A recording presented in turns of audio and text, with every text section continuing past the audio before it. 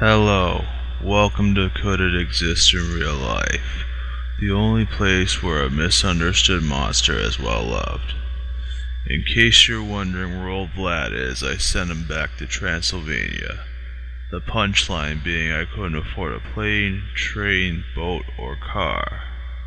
As for his replacement, you may know me as the Monster, or Adam if you read old Mary's book. When we think of Frankenstein, we think of the following phrase: "It's alive! It's alive! It's alive! Oh God! Now I know what it feels like to be God!" As well as Boris Karloff in green makeup and bolts on his neck. However, the original story of Frankenstein is much more complex than that. Much like Dracula before it, Frankenstein started out like a novel. However, unlike Stoker's novels, Shelley appeared first. Booyah. Which is ironic, seeing as the adaptations that follow the novel appeared after Dracula. However, unlike Dracula, who was a complete monster, Shelley wanted to introduce a misunderstood monster, one that was judged in many ways imaginable, from appearance to the methods that he was created. The story begins with my father, Victor, being found half frozen by a sailor who was on the verge of reaching the North Pole. Victor recounts to the sailor his story about when he was a young boy, he found the secret to reanimating the dead. His main dream was to create a human being made from dead parts of humans and animals. The technique of his construction is unknown, save for a few hints of scientific and supernatural means of doing so. And the creature was alive.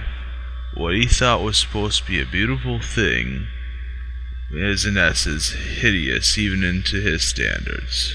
He leaves me, who gets serious abandonment issues, which in turn gives me a vow of vengeance against my creator. Now for the fun part. Could this exist in real life? Now, to determine this, you'll have to look at two factors: my creation and the methods that brought me to life. Details have been left ambiguous, save for a few subtle hints, but there is without a doubt that a creation such as this could exist. First, there is the fact that it's a corpse being put together.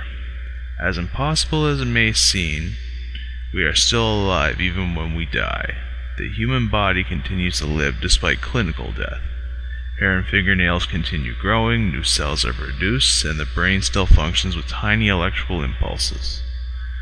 There is also a well-known phenomena called the Lazarus syndrome, in which a person who is declared physically dead will spontaneously return to life. In fact, many resuscitation techniques, such as the defibrillator, have been inspired by the movie's version of The Rise of Me, in which rather than unknown means it was a bolt of lightning harnessed by electrical equipment.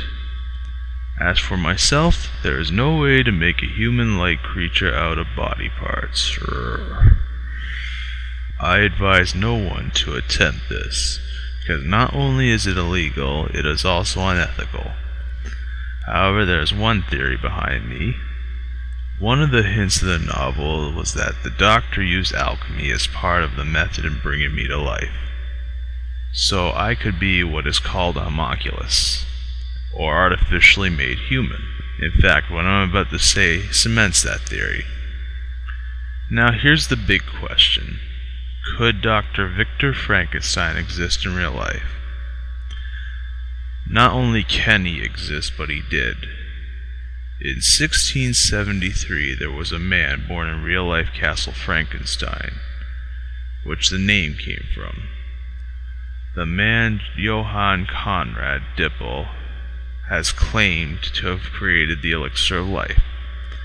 Both the elixir and homunculus are well-known traits that come from alchemy, as well as similar to the techniques that Victor used to make me. As usual, debate, argue, and let me know what he missed. Stay tuned for more.